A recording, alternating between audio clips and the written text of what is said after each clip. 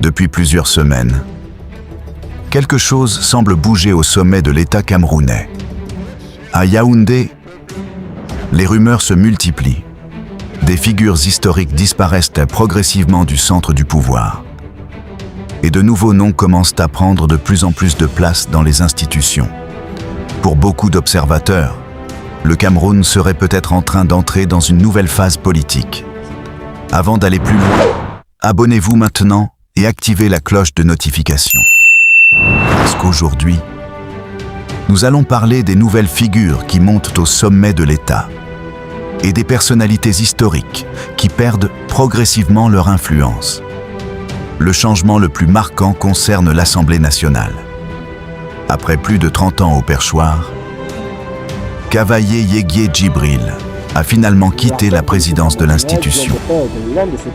Et pour beaucoup de Camerounais, ce départ marque la fin d'une époque politique entière. Pour le remplacer, le pouvoir a choisi Théodore Datuo, ancien vice-président de l'Assemblée nationale, député influent du RDPC. Théodore Datuo apparaît aujourd'hui comme l'un des nouveaux visages qui montent progressivement dans l'appareil d'État. Mais ce changement ne concerne pas seulement l'Assemblée nationale.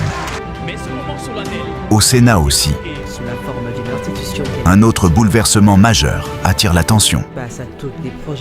Marcel Nyat Djifenji a lui aussi quitté la tête de l'institution. Et c'est désormais Aboubakari Abdoulaye, le puissant lamido de Ray Bouba, qui prend progressivement de l'importance dans les équilibres du pouvoir camerounais.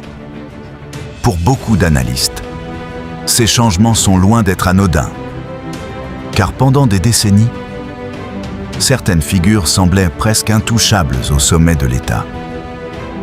Mais aujourd'hui, une nouvelle génération de responsables commence progressivement à apparaître. Et dans les ministères aussi, plusieurs noms circulent déjà avec insistance.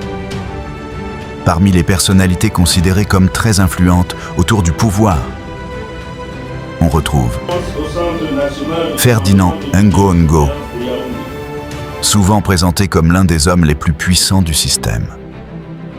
Mais aussi Laurent Esso, figure historique du régime.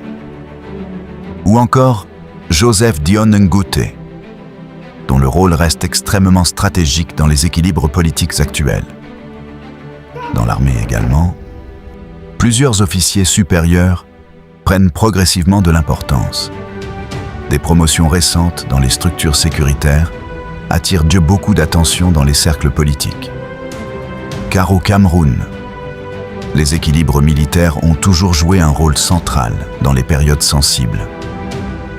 Le plus impressionnant, c'est que pendant que certains responsables montent rapidement en puissance, d'autres semblent disparaître progressivement du centre du pouvoir.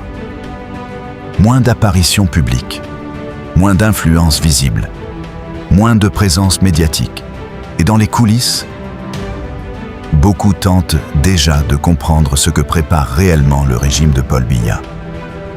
Car lorsqu'un système politique dure aussi longtemps, chaque changement devient hautement stratégique. Qui monte? Qui chute? Qui devient incontournable? Toutes ces questions alimentent désormais les débats au Cameroun. Et pendant que les spéculations explosent sur les réseaux sociaux, une autre interrogation commence à inquiéter discrètement certains observateurs. Ces nouveaux visages représentent-ils un véritable renouvellement du pouvoir?